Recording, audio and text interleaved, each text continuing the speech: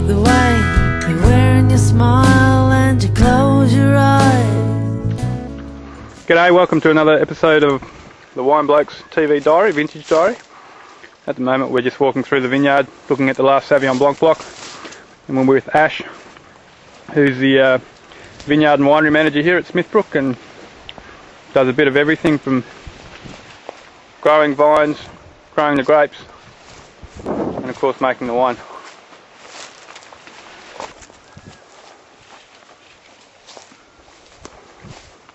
So will these come off tonight, Ash?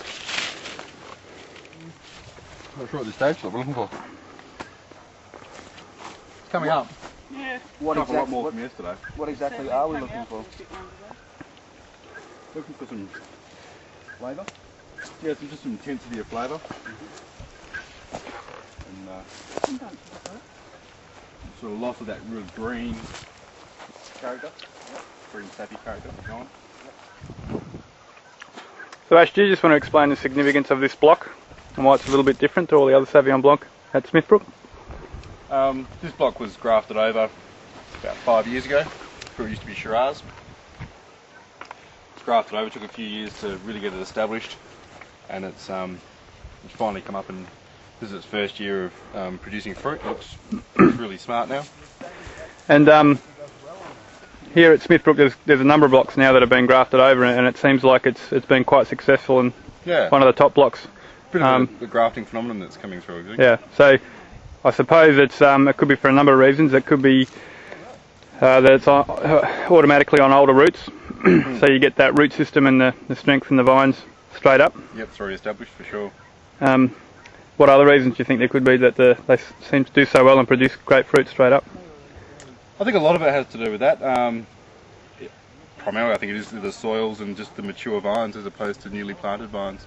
Yeah. They've already got the system in place. But yeah, a lot more work's going to go into it, but we're quite surprised it's come up this well in such a short period of time, whereas 5-year-old vines from cuttings don't look this good for another sort of 10 years. So. And what are some of the disadvantages of actually grafting onto old vines? I suppose you can, if any of the old vines have got virus or any other problems, the new grafts pick that up as well. Virus is a big issue. Establishing the vineyard's also a little bit more difficult as well, trying to bring it up. And if the vine doesn't take with the actual graft, you end up with spaces. So a few sort of gaps through here, which can be a little bit frustrating to then try and fill those gaps in later on. Yeah. And also, I suppose when you come through with mechanical harvesters, like we do, there is a chance with the grafts in the first few years the actual graft can break off and cause damage that way. And the cost involved of grafting over an old block as opposed to removing and replanting, does it work out sort of similar in the end, or is there a cost benefit as well? I think there's a rather large cost benefit in the long run. Because you can leave all your wires in, can't you, and leave all your posts in. Exactly, everything's established. You're not spending as much time training. You're not worried about the vines being as low, so they're not as fragile or as sensitive. As you can see with the weevil bands on here, we can actually put a band around to keep the weevils out, so you can look after the vines a lot better. They're less inclined to get attacked by insects. Yeah. Whereas young vines, because they're expanding so quickly, the bands have to be replaced every year. So just on weevils, so obviously you use bands, which the weevils, they can't actually get past the band, so they can't get up into the canopy. What other methods are you using here to actually reduce your weevil population?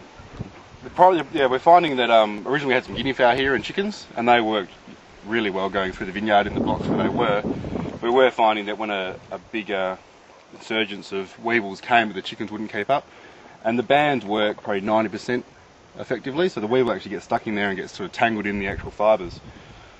So the weevils move at night time, they get tangled in the fibres, and the guinea fowl have a chance to come through and actually peck the weevils out of the fibres.